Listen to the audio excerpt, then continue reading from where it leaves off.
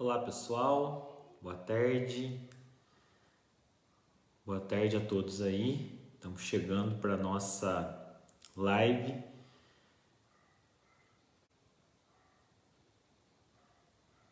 Boa tarde pessoal, estamos chegando, muito obrigado. Bem-vindos aí a mais uma live. Hoje é a nossa live de número 13, né? Hoje dia 31 de julho de 2021.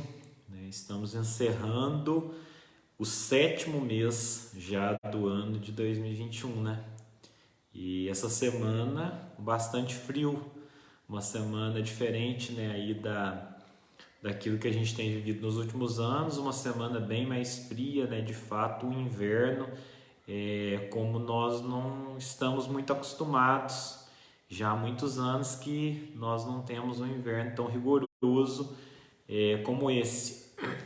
Por um lado, é bacana, né, a gente poder usufruir aí desse friozinho. Tem muita gente que gosta do friozinho, tem gente que até viaja para outras regiões para poder, né, ter contato aí com o frio, mas por outro lado é uma tristeza danada a gente ver o prejuízo, né, dos nossos produtores rurais, prejuízo do pessoal aí da plantação de café.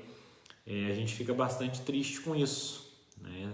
Por um lado tem um fato diferente, né? Com o frio, com a geada, as temperaturas baixas, né? Proporcionam aí um clima também agradável para quem gosta do frio, mas por outro lado prejudica bastante. Mas vamos aí, né? Vamos seguir aí fazendo a nossa parte. Deixa eu mandar um abraço aqui pro pessoal que está chegando, né? Fernanda Oliveira, obrigado Fernanda pela audiência. Marisa Emerenciano, muito obrigado Marisa pela audiência aí, uma assídua, né, pessoa que nos acompanha aí todos os sábados. A Vanessa lá do Campestrinho, obrigado Vanessa pela presença. A Sandra Regina lá da Bitura, né Sandra, muito obrigado, um abraço para todo o pessoal aí de Bitura. O Du, né, também acompanhando aí. Aparecida Rita de Lima, lá do Macuco, nos acompanhando. Boa tarde, Márcia. Tudo bem? Obrigado aí pela audiência. A Vânia Martelli, muito obrigado, Vânia, pela audiência. O João Luiz Magalhães, vice-prefeito de Andradas, também acompanha a gente todo sábado. Obrigado aí pela audiência. O Gustavo Xavier, nosso vereador aqui de Andradas, né? Mas importante também falar que o Gustavo tem suas origens lá na cidade de Machado, né? Um abraço aí para todo o pessoal de Machado que também nos acompanha. Uma alegria ter todos vocês aí, as pessoas que estão, né, sempre aqui para ouvir, para gente, para colocar aí, né, suas ponderações e até trazer sugestões, trazer dúvidas. Mas todos os sábados, já por 13 semanas, desde o começo do mês de maio, a gente tem se reunido aqui semanalmente às 16 horas, né? Isso é bacana que a gente consegue trazer algumas informações e falar sobre alguns temas. E eu quero falar aqui, agora, né, a gente fez um breve comentário sobre o frio, mas eu quero focar aqui nessa questão do prejuízo aí que houve, né, com as lavouras. Ainda há previsão de alguma geada aí para os próximos dias, para as próximas semanas, mas eu acredito que a grande intensidade do frio tenha ocorrido agora, né, principalmente nessa semana. E a gente lamenta muito. Só que algumas atitudes agora elas precisam ser buscadas. A gente tem visto movimentações aí de diversas figuras políticas pelo estado de Minas Gerais em busca de algumas alternativas, né? Uma grande preocupação é o produtor que vai ficar sem colheita nos próximos anos. Porque uma lavoura que ela foi afetada de maneira aí leve, ele vai fazer um processo de esqueletagem ali, que é a poda dos galhos, e em 2 anos ela retoma, mas mesmo assim ele vai ficar 2 anos sem produção. Agora uma lavoura que já foi mais afetada, esse café vai ter que ser cortado embaixo, né? E aí é um processo de recuperação que vai demorar aí 3 ou 4 anos. Então, principalmente pessoas que têm compromisso e responsabilidade com com o banco, né, algum financiamento, alguma coisa, né? Então é importante que os governos aí olhem para essa questão, né? O café é um produto que fomenta demais a economia da região do sul de Minas, a economia de Minas Gerais, a economia do Brasil de maneira geral. Então a gente precisa que seja dado, né, uma atenção e atenção devida aos nossos produtores. Ao mesmo tempo, né, é necessário que os governos aí estudem uma possibilidade de um auxílio, principalmente para aqueles que perderam toda a lavoura, né? Porque pensa bem aí, um produtor que só tem aquela lavoura, mesmo que ele não tenha financiamento, que ele não tenha responsabilidades a cumprir aí junto às instituições financeiras, mas ele tem, né, dali que ele tira o sustento da família dele. Então é fundamental que haja, né, por parte aí dos governos federal, estadual, uma sensibilidade, né, de como que esses produtores vão poder ser beneficiados. Ah, mas mais um auxílio, gente? Há quanto tempo que o produtor rural ele está sofrendo dificuldades, ele está sofrendo aí as intempéries que tem, né, seca, chuva demais, falta de chuva, e agora vem uma geada que compromete completamente e comprometeu a lavoura de muitas pessoas, a lavoura inteira.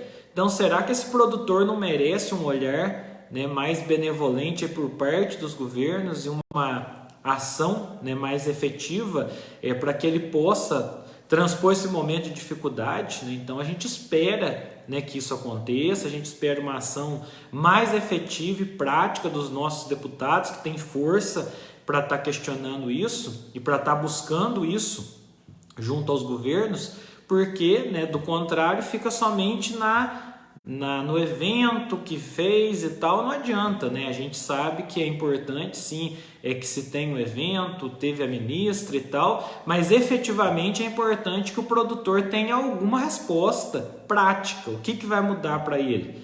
A questão de quem tem financiamento vai prorrogar, mas vai continuar com o mesmo juro? E quem não tem financiamento tem a lavoura como única fonte de receita, como que vai ficar? Então são questionamentos que existem nesse momento e que com certeza, né, eu falo porque quando era criança, em 1994, a gente viu as lavouras serem todas queimadas, né, com a geada de 94, e a gente, como pequeno produtor no Campestrinho, a gente passou muita dificuldade.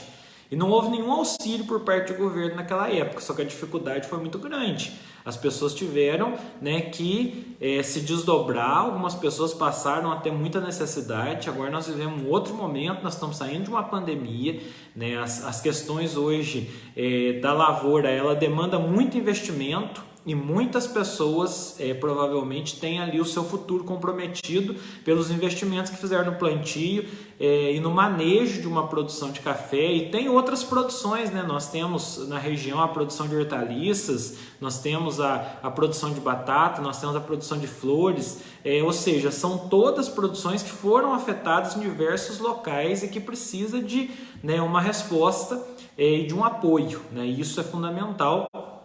Deixo aqui minha solidariedade e me coloco à disposição para aquilo que eu puder ser útil e ajudar nesse processo.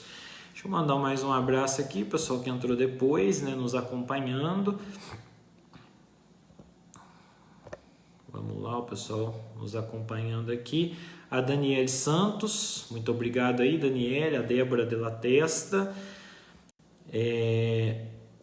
Paulo Faria, muito obrigado pela audiência. Rosângela Granato, nossa amiga Rosângela do jornal Andradas Hoje, da Web TV Andradas Hoje, obrigado pela audiência. Maria Isabel de Barros, obrigado pela presença, por nos acompanhar. Márcia Alarcon, muito obrigado, Márcia, pela audiência. Claudete Mangucci, muito obrigado, Claudete, pela audiência. A Zilda Ribeiro, nossa amiga Zizi, obrigado. A Joyce Marques também nos acompanhando. A Denise Teixeira, muito obrigado, Denise. Muito obrigado aqui o João Roberto Souza nos acompanhando. Gratidão aí, João Roberto. Aparecida Rita de Lima. Tiãozinho Gesso, obrigado, Tiãozinho. Fátima Vieira, muito obrigado pela audiência. Maria José Cândido, muito obrigado. Um abraço para todo o pessoal do bairro Serra dos Lima, um bairro rural aqui de Andradas.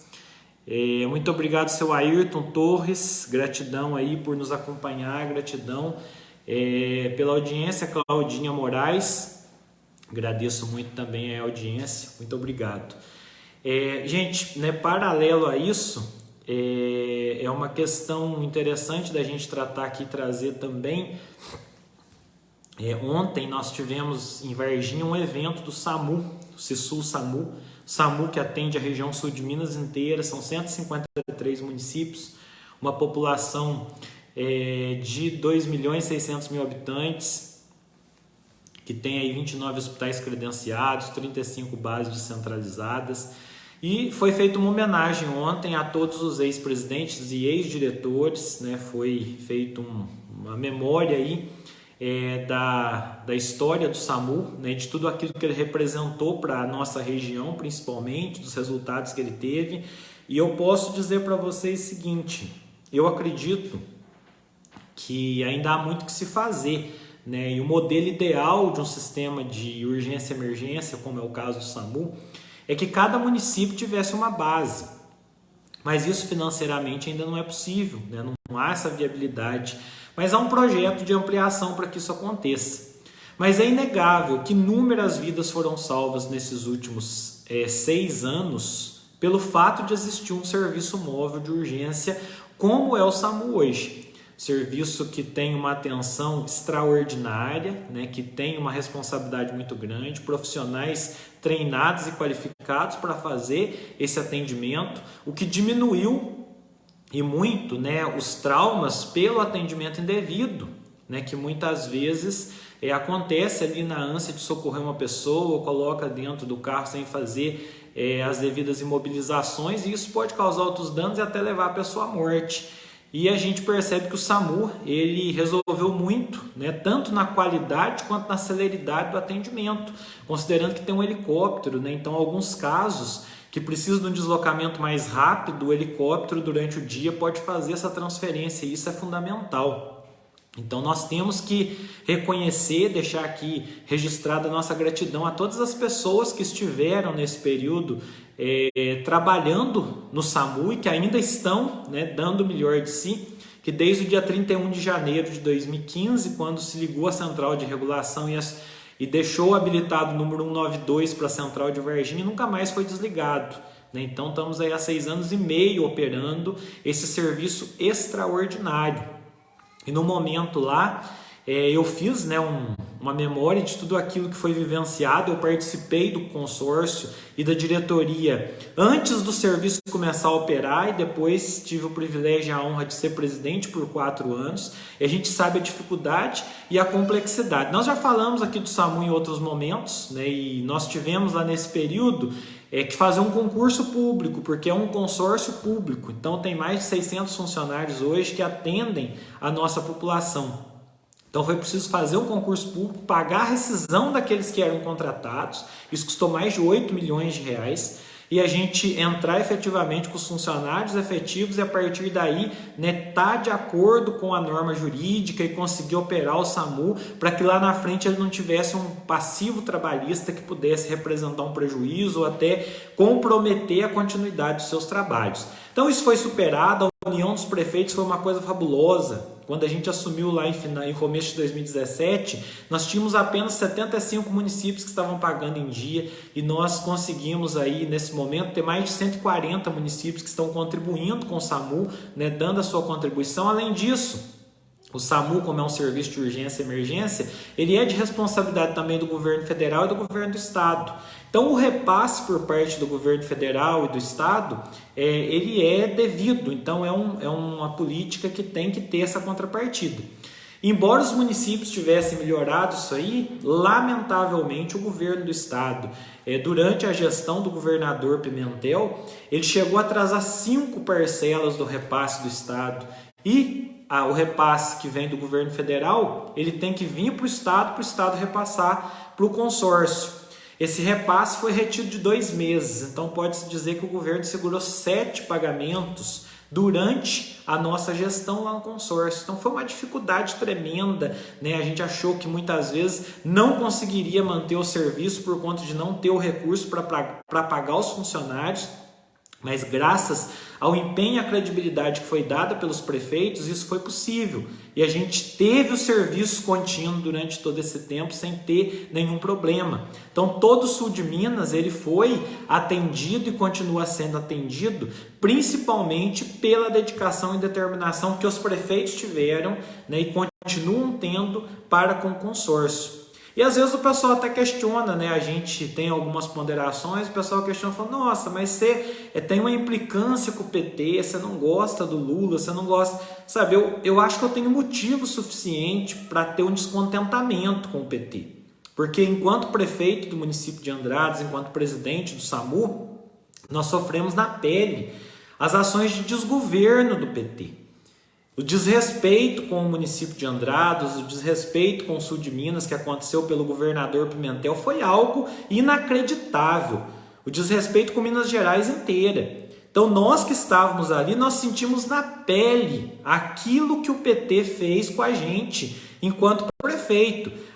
Isso é além de toda a roubalheira que existe aí no âmbito do governo federal, de mensalão, petrolão e seja lá qual tipo de quadrilha que se montou durante os anos do governo petista. Eu não vou compactuar com isso, não vou concordar com isso, não vou entrar na modinha de Lula, porque eu não acredito que o Lula represente qualquer tipo de mudança para o Brasil. O Lula nada mais é do que um governo antigo que desempenhou algumas políticas, lógico que foram bem sucedidas, né? Mas muitas delas que serviram para deixar as pessoas dependentes e reféns de ter que continuar um governo.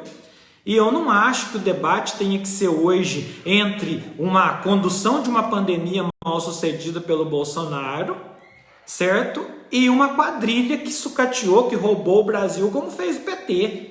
Nós temos que pensar em outras possibilidades para o nosso país, nós temos que discutir isso, nós temos que falar isso. Né? Não faz sentido a gente dizer o Lula foi melhor que o Bolsonaro, mas só existe essas duas possibilidades, gente. É rebaixar muito o nosso debate, é descer muito a nossa possibilidade de pensar maior. Existe muita coisa que pode ser feita, sabe? Não é implicância minha com o PT, não. É uma questão de quem viveu na pele, de quem viu a realidade. O PT é muito bom na oposição. Eles são perfeitos para criticar, para apontar defeitos, para apontar o dedo, para fazer greve, passeata, né, colocar faixa. O PT é ótimo para fazer isso, mas eles são péssimos de governo, são péssimos de gestão. Os resultados das gestões petistas, elas são catastróficas. Né? Então que ele cumpra o seu papel de oposição, mas que também não tem nem moral diante de tudo aquilo que foi feito nesses últimos anos no país. É sítio de Atibaia, é triplex, é Instituto Lula, é sei lá mais o que isso já foi devolvido dinheiro aí, e aí, porque anulou, né, porque se considerou o Moro suspeito. Esse é um monte de gente comemorando como se tivesse inocentado o Lula, gente. Não inocentou o Lula, não tirou a culpa do PT, e lamento muito, mas não vou concordar, não vou compactuar com isso, e não acredito nesse modismo do momento, não. Eu acho que nós precisamos de coisa melhor. Nós precisamos de coisa melhor. O Brasil precisa de coisa melhor. Nós não temos que passar pelo constrangimento de ser representado por alguém que não, né, se dê ao respeito no cargo, e muito menos de ser representado por alguém que comandou o maior esquema de corrupção da história do Brasil. Né? Isso é inadmissível. Então é uma questão que ela precisa ser pensada, repensada por todos nós. Nós temos que pensar muito mesmo, para não entrar nessa ondinha aí de que para tirar o Bolsonaro tem que votar no Lula, porque é o menos ruim, né? Tem que parar de escolher o menos ruim. Nós temos que buscar as possibilidades, e não é só de presidente da República, não, é de todos aqueles que podem nos representar. Então vamos pensar muito bem nisso, vamos pensar muito bem naquilo que nós queremos para o nosso futuro. E nós somos poucos, às vezes, poucos em algum momento, em outro, mas a nossa voz pode ser amplificada e nós precisamos manter o nosso foco. Nós não podemos nos deixar levar pelas ondas que vêm aí, não. E a gente vive aí de momentos que, infelizmente, só contribuem para o pior. Né? Então vamos ter nossa consciência tranquila lá na frente, de que nós estamos tentando fazer o melhor, tentando fazer a nossa parte. Vamos lá, gente, tem mais pessoas aqui que chegaram. Nós precisamos agradecer muito aqui a presença, né, de todos aqueles que estão aqui nos acompanhando, né? É sempre muito importante poder contar com a participação de vocês. João Roberto está nos acompanhando lá da cidade de Caratinga, quase lá no Vale do Mucuri, né? Uma região muito importante. Está perguntando aqui, né, dos danos que teve com frio em Andradas. Infelizmente, não só Andradas, mas toda a região sul de Minas, João, foi muito afetada com a geada, né, que a gente teve nos últimos dias, né? Infelizmente, nossa região teve aqui grandes prejuízos. Graziele Teixeira, muito obrigado. Gilberto Malaquias, obrigado, Gilberto. Um abraço para você aí, muito obrigado pela sua atenção aí. Ainda, né, o João Roberto falando aqui sobre a questão das uvas, né? A uva é pouco afetada porque geralmente esse é um tempo que ela já está em dormência, né, por questão da poda que vem agora em agosto. E no caso da colheita invertida, esse é um momento que ela está no momento da colheita já, né? Então a uva não tem grande dano, mas o café, as hortaliças e as demais culturas acabam sofrendo bastante. Elisângela de Lima, muito obrigado pela audiência. Simone Carneiro, muito obrigado, gratidão aí. Muito obrigado aqui a Mercedes Pérez, obrigado aqui a Alvarina Seco, muito obrigado por nos acompanhar. Regina Zanetti, gratidão aí pela audiência. A Zélia Trevisan também, muito obrigado. A Fátima aqui está falando, a Fátima que nos ajudou muito, trabalhou no SAMU, está dizendo aqui que nunca atrasou o salário e inclusive o 13º, graças a Deus, Fátima. Foi um período aí de dificuldade, mas a gente sempre conseguiu manter, né? Maristela Magalhães, muito obrigado, Maristela, gratidão aí pela audiência.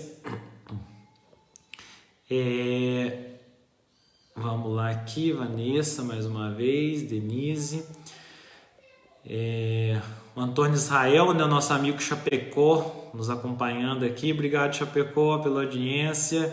Um abraço aí. Muito obrigado, viu?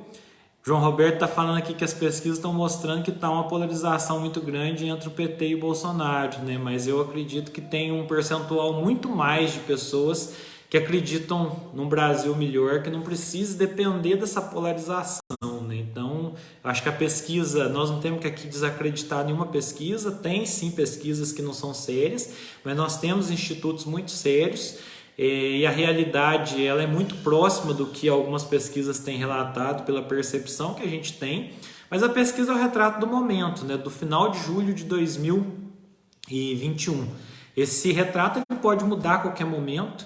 Nós precisamos fazer a nossa parte, porque se a gente entrar nessa onda aí que é um ou outro, né, a gente vai ficar nessa polarização. Se a gente falar que não é nenhum nem outro que é a solução, nós temos outras opções aí, muitas outras que a gente tem que procurar pesquisar. Professora Valéria Lima, obrigado, Valéria, pelo carinho, pela atenção. E a bebezinha está quase chegando aí, né, para fazer a alegria de todo mundo. Muito obrigado ao Euclides, né, de Jacutinga, mais uma vez o Euclides aqui nos acompanhando. Um abraço para a dona Elza, né, que é nossa grande amiga lá de Jacutinga também, sempre aí prestigiando e acompanhando a gente. Elielso Franco, muito obrigado aí, né, pela audiência. Está falando aqui a respeito da PL 2564, salvo engano é a PL que trata do piso, né, da enfermagem. Esse é um tema completamente relevante, Elielso, e eu não tenho dúvida que no momento devido ele vai ser discutido e vai ser pautado, assim como diversos assuntos, diversos temas importantes, eles têm sido tratados nesse momento. O Senado nunca foi tão produtivo como nos últimos anos. Eu concordo plenamente que a enfermagem, né, e ficou muito claro nesse momento de pandemia, a dedicação de todos, ela precisa ser muito valorizada mesmo. E nós precisamos ter dentro do orçamento federal, e aí eu falo aquilo que a gente comentou outro dia lá do fundão eleitoral, precisava se repensar, né, os valores do fundão eleitoral, porque precisa sair do orçamento federal esse piso aí para a enfermagem. Porque eu tenho que ser honesto e falar que, como prefeito que fui, né, a partir do momento, hoje, como está a proposta, se o município tiver que pagar isso por conta dele, ele vai estourar o limite da folha, ele não vai conseguir honrar esse compromisso. A maioria das santas casas não vai conseguir honrar com esse piso. O consórcio, por exemplo, SAMU, não vai conseguir honrar com esse piso. Então ele é justo, merecido, e ele deve ser com certeza pautado e discutido, mas além dele ser pautado e discutido, nós precisamos que o governo federal assuma. Se o governo tem recurso para assumir um fundo eleitoral num momento como esse, ele tem que buscar uma alternativa também para assumir, né, a possibilidade de pagar um salário justo para os nossos profissionais da saúde. Então é uma questão que eu não tenho dúvida, né, que em breve ela vai ser discutida com a devida responsabilidade.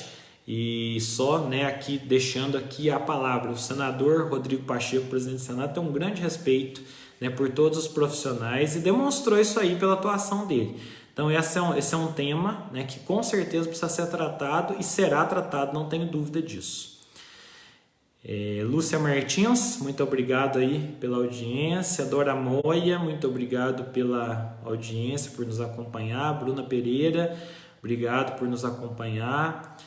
Valdemar Mirandola, nosso querido Júnior, né? Obrigado aí pela sua audiência também aí nos acompanhando. A Ruth Fernandes, muito obrigado pela audiência.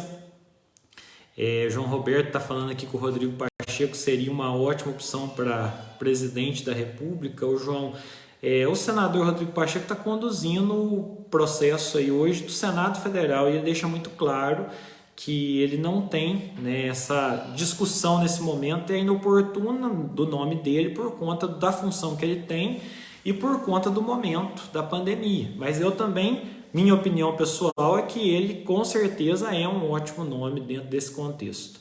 Elias Júnior, obrigado pela audiência. Mais uma vez a Fátima aqui falando. Muito obrigado. João Roberto, eu expliquei aí o que é a projeto de lei 2564. Né? Elza Carlin, muito obrigado aí pela audiência. Marlene Stivanin, muito obrigado, né? Gratidão aí. E é isso, gente, são temas importantes. Eu agradeço, né, por ter trazido aqui esse tema do piso da enfermagem, né, que é um tema muito importante. Eu agradeço e sempre é bom que vocês tiverem algum tema que eu possa contribuir. Se eu não souber, eu não tenho problema nenhum em estar dizendo para vocês que nós vamos fazer uma pesquisa para discutir na semana seguinte. Mas aquilo que diz respeito à administração, a gente tem sempre, né, essa boa relação. Mandar um abraço aqui para Maria Eva, lá do Taboão, Ouro Fino, né, que também está nos acompanhando aqui na live. Obrigado, abraço para todo mundo do bairro do Taboão, para todo mundo do município de Ouro Fino, né, que a gente tem uma grande amizade, um grande respeito por todo o pessoal, né, que a gente desde criança conhece, tem um carinho muito grande. Eu agradeço muito. Nós estamos hoje, né, como eu falei lá no início, no último dia do mês de julho. Eu quero falar para vocês assim que a experiência desse 1 ano e meio de pandemia foi uma experiência muito triste, né, que a gente teve que se privar de muitas coisas, a gente teve muitas dificuldades, a gente passou, né, por muitas privações. E aí, exatos 1 ano, né, nessa noite aí de 31 de julho para 1º de agosto, estava nascendo a nossa pequena Ariela, de uma gestação, né, prematura aí, e num momento de bastante dificuldade, num hospital distante, nasceu lá em Alfenas, né, o pessoal que nos deu todo o apoio, principalmente o Dr. Zé Sérgio, lá do Hospital Alzira Velano, né? Nós tivemos um atendimento muito bom, um carinho muito grande, e graças à dedicação de toda a equipe, né, que esteve lá na UTI, a enfermeira Sônia e tantas outras enfermeiras que nos atenderam, enfermeiros e médicos, a gente 15 dias depois conseguiu trazer a nossa menina para casa e graças a Deus ela está fazendo 1 ano amanhã. E eu sou muito grato, né, a todos que nesse período aí, assim que nasceu, a gente, né, com aquela preocupação, todos, né, em oração, nos ajudaram muito. Eu não tenho dúvida que foi graças ao empenho, dedicação, carinho e oração de todo mundo que nós estamos aqui, né, e que saímos de um processo de UTI dentro de hospital por mais de 15 dias, sem ser contaminado, né, pela Covid naquele momento, uma preocupação muito grande, uma criança prematura, né, e a gente superou tudo isso. Minha filha não conhece o mundo sem pandemia ainda, né, e quando a gente fala que o nosso sonho é vencer tudo isso, é porque eu espero, né, que essas crianças que estão aí, que foram privadas de tantas coisas nesse período, da escola, da brincadeira, né, da convivência social, até com os próprios familiares, que nós possamos superar esse momento, né, e ter aí com certeza um grande aprendizado pela frente. Mas assim como minha filha, eu sei que muitas crianças ainda não tiveram o privilégio de viver um mundo sem Covid, né? Pode parecer absurdo, mas é a realidade que nós vivemos hoje, né? E a luta e o desejo nosso é muito grande que isso tudo termine, e eu não tenho dúvida que dentro dos próximos 40 dias essa realidade já vai estar sob controle. Também quero falar para vocês, eu falei aqui semana passada, né, que tinha chegado a minha idade de vacinação, mas eu tinha tomado a vacina da gripe, então eu tinha que aguardar. Fez 15 dias agora no dia de ontem que eu tomei a vacina da gripe, e a próxima data de vacinação aqui em Andradas vai ser na quarta-feira, onde eu tenho que vacinar a minha cidade, né, de residência, embora eu tenha, né, domicílio de trabalho também em Belo Horizonte, mas aqui é minha cidade de residência, e eu vou estar me organizando para estar recebendo a primeira dose da vacina na próxima quarta-feira, dia 4 de agosto, né? Esperei muito por esse momento, e nem acredito que chegou, né? Assim como, graças a Deus, já chegou para muitas pessoas. Então, quem ainda não se vacinou, já chegou a sua idade, vai lá. Quem já tomou a primeira dose, fica atento com a segunda dose, que é muito importante que todos nós procuremos a vacina, né? Se a doença está mais controlada nesse momento, é por conta da vacina. Gente, eu vou aqui, né, antes de encerrar, só mandar um abraço aqui pro pessoal, né? O João Roberto aqui mais uma vez fez uma manifestação, né, falando da questão da enfermagem, na questão, acho que todos os cargos da saúde precisam, né, assim como todos aqueles, né, que se dedicam a alguma área específica, precisam de reconhecimento. E isso tem que ser proporcional àquilo que é possível ser pago, né, pelos cofres públicos, e sempre foi isso, né? Os pisos, eles são criados, mas eles têm que ser garantido o recurso, porque do contrário é o que eu falei, vai quebrar o hospital, os municípios vão estourar a folha de pagamento. Então tem que ser uma questão discutida, eu acho justíssimo, e como eu falei, se tem recurso para o fundo eleitoral, tem que se buscar uma maneira de ter recurso para o atendimento também para essas demandas das nossas classes. Sérgio Teodoro, seu Sérgio, nosso grande amigo, né, aqui de Andradas. Seu Sérgio, acho que me conhece antes de nascer, né? Uma pessoa por quem eu tenho um carinho muito grande, uma pessoa séria, comprometida, né? Muito dedicada às questões religiosas e questões da comunidade. Sempre prestou um grande trabalho para a comunidade de Andradas. Obrigado aí a dona Lídia Chavali também nos acompanhando.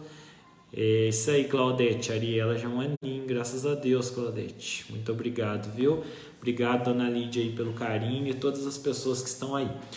Gente, eu agradeço, né, a todos vocês aí pela audiência, né? Só lembrando aqui, a gente falou do problema que nós tivemos nas lavouras, e eu deixei na minha página essa semana também um grande cumprimento a todos os produtores rurais, né? Nós tivemos aí o Dia, né, do Agricultor celebrado nessa semana, e a agricultura, ela é responsável aí por grande parte do desenvolvimento da economia, geração de emprego, geração de renda, geração, né, de receita para o país, mas principalmente produção de alimentos para combater a fome, a miséria, né, e colocar comida na mesa das pessoas. De nada valeria ter dinheiro se não tivesse o alimento para ser comprado. Então nós temos que tirar o nosso chapéu.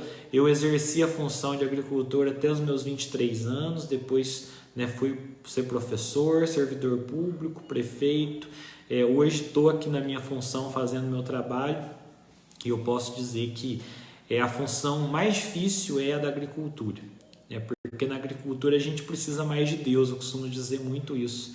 A gente precisa mais de Deus porque, né, só relembrando aqui o que eu já falei no começo em outras palavras, se chove demais é prejudicial, se chove de menos é prejudicial. Se vem geada, né, compromete a lavoura. Se vem chuva de pedra, compromete a lavoura. Então a gente está sujeito às intempéries do tempo. Quem trabalha por dia na zona rural, se não tem dia de sol, não ganha, né? Não tem como levar o alimento para casa. E quem trabalha na sua lavoura tem que torcer para ter produção, para depois de um ano de trabalho vender sua produção, para sustentar a família, para pagar o adubo, né, e o defensivo que tenha sido utilizado ali na lavoura durante o ano.